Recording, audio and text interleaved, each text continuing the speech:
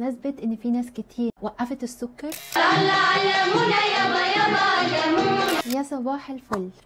تحدي النهارده بمناسبة ان في ناس كتير وقفت السكر وبتقولي انا بحس ان انا عايز اكل شوكليت او انا بحس ان انا عايز اكل حاجة مسكر.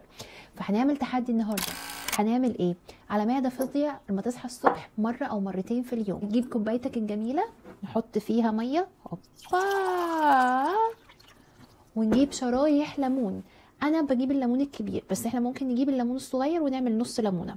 هنحطها فيها اوكي ونسيبها في الكوبايه من ساعه لساعتين. طبعا تغسل الليمونه كويس وتحطها، لو الجو كويس سيبها بره، لو الجو حر سيبها في التلاجة من ساعه لساعتين وابتدي اشرب فيها. هي كلها اللي انا محتاجاه من كوبايتين في اليوم.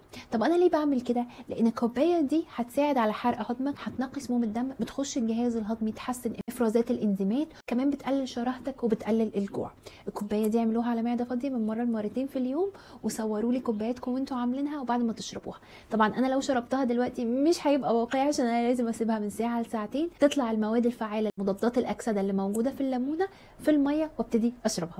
دمتم بصحه وسلام، ويلا نقلل شراهتنا ونعلي حلقنا عن طريق كوبايه الميه بشرايح الليمون. علمونا يابا يابا علمونا، علمونا يابا يابا علمونا.